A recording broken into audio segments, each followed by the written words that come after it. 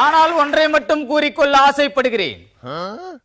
நான் முதலாம் வகுப்பில் முதலாவதாக வந்தவன் என்பதை எல்லோரும் அறிந்திருக்க மாட்டார்கள். அப்படித்தான் எங்கும் எதிலும் முதலாவதாக இந்த இடிதாங்கி வருவதற்கு முதல் வகுப்பு எனக்கு மூலதனமாக இருந்தது என்று சொன்னால் அது மிகையாக. எனது மூலத்தை அறிய வேண்டும் என்றால் எனது முதல் வகுப்பை அறிய வேண்டும். ஆக எனது உயர்வுக்கான மூலதனம் எனது முதல் வகுப்பு தான் என்று சொல்ல வேண்டும். அதனால் தான் நான் முதல் வகுப்பை விட்டு இரண்டாம் வகுப்பை தாண்டவில்லை. மூலதனம் என்றால் என்ன? மூலம் கூட்டல் தனம் இஸ் ஈக்குவல் டு மூலதனம். தனம் என்றால் பணம். அதை காசு, துட்டு, மணி, கரன்சி என்று கண்டபடி சொல்ல முடியும். கட்டு நோட்டுகள் இருந்தால் வாழ்க்கை கட்டுக்கோப்பாக போகும்.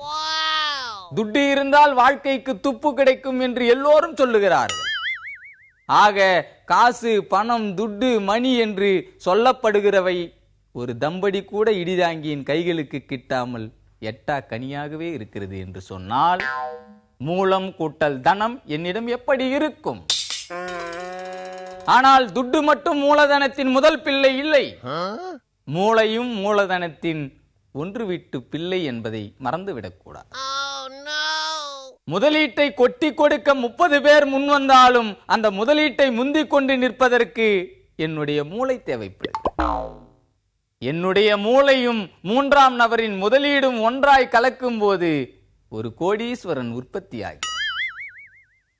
ஆக நாட்டில் பல கோடீஸ்வரன்களை உற்பத்தி செய்வதற்கு என்னுடைய மூளை மூலதனமாக இருக்கிறது. என்னுடைய பெருமூளை பெருமுதலீட்டாளர்களுக்கு பயன்படுகிறது என்று சொன்னால் என் சிறுமூளை சிறு முதலீட்டாளர்களை சிகரத்தில் கொண்டு போய் சேர்க்கிறது. அதனால்தான் இடிதாங்கியின் மூளையை சுற்றி முதலீட்டாளர்கள் மொய்த்துக் கொண்டிருக்கிறார்கள்.